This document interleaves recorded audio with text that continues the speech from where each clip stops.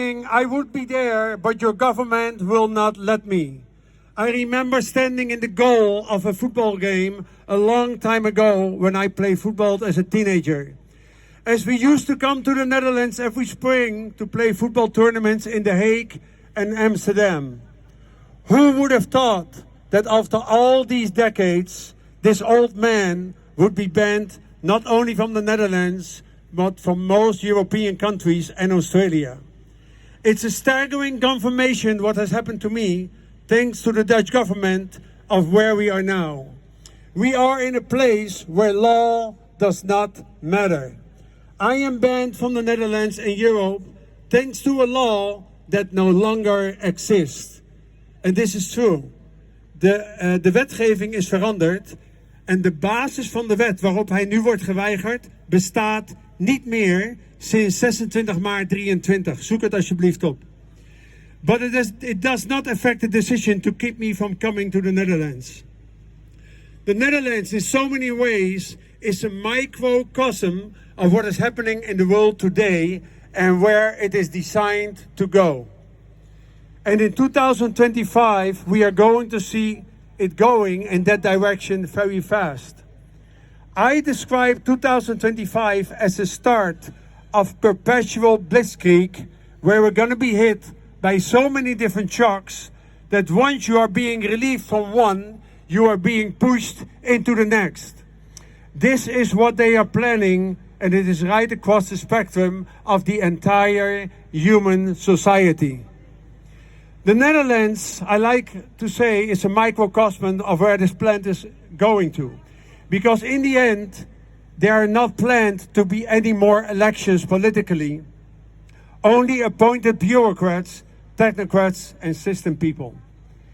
As I speak, you have a Prime Minister, Mr. Spoof, as I call him, who is unelected and is a former head of Dutch intelligence and involved in the immigration department as well.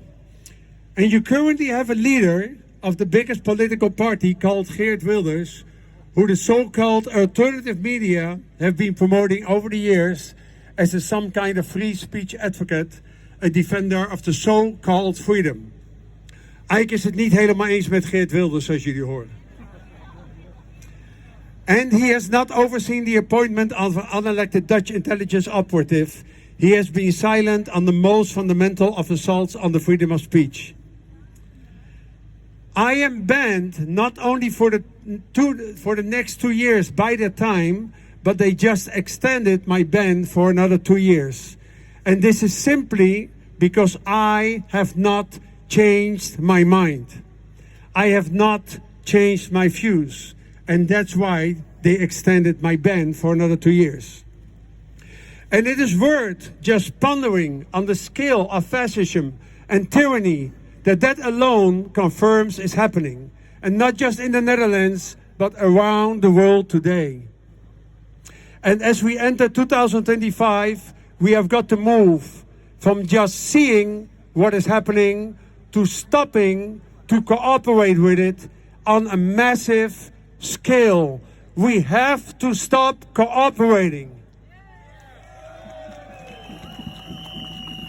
8 billion people cannot be controlled by a handful unless the 8 billion acquiesces to their own enslavement. Acquiescence betekent instemmen. En hij zegt hier letterlijk, 8 miljard mensen kunnen nooit worden gecontroleerd door een handjevol als dat handjevol weigert mee te doen. The number of people that are taking us into wars, who are imposing their will on the population, are tiny in every country, while the population acquiesces to their own tyranny. If that doesn't stop, what must be the outcome? It must be that the tyranny will prevail. And it's a level of tyranny that is beyond most human comprehension. A tyranny in which artificial intelligence will be your mind and will be that which controls the entirety of human society. This is what is happening now with the psyops, with Musk and Trump in the United States, where they are selling you their idea for freedom. Really, Davit Icke says, they should go and talk to Geert Wilders. They are for freedom, but behind that smoke screen, they are pushing on and plan to push on with their AI billionaires to this human-AI fusion and this complete control of the system through artificial intelligence. So in terms of peace, and this peace rally, it depends what we believe to be peace and pursuing peace. Because we can see what is happening in Ukraine and Russia, we can see what is happening in Gaza and Israel and Lebanon and Syria, and we can say, that's over there is what war is. We must stop war. Yes, agreed, David says. But there is another war that we need to focus on and never let our gaze be deflected. And that is the war on human freedom all over the world and the war on our rights to decide our own destiny. So this 2025 is going to be a year when the button will be pressed fully on.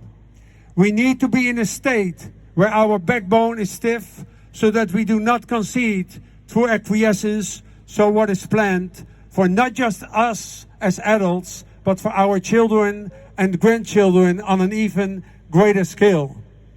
So what has happened to me in the Netherlands in terms of this ban is a blatant extreme example of what is going on and how far we have already come. They are still shockingly, staggeringly claiming that the Netherlands is a liberal democracy. It has not been for a very long time. What it become is a tyranny in which a global cult of interlocking secret societies that operates through every country has turned the Netherlands from a liberal democracy, as it claims to be, into an archetype for the world in so many ways, not the least an unelected Dutch intelligence prime minister. So many extraordinary things are happening in this world. And I say to just not the people of the Netherlands, but people in the world in general, if we go on taking this shit, then the level of shit will just go on compounding till there is no freedom left. And the war on humanity is complete. He is almost done. And here he focuses on you, all you present here. He says, come on, people, come on. It is time to stand up. Look this tyranny in the eye and refuse to blink. Because eventually, if we do, it will. Thank you so much.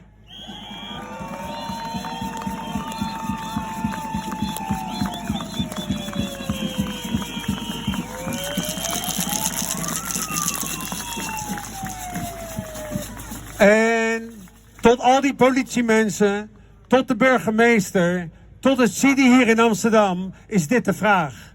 Was dit nou waar je zo bang voor hoefde te zijn? Stap uit je angst, sla je handen in één. Op naar de vrijheid!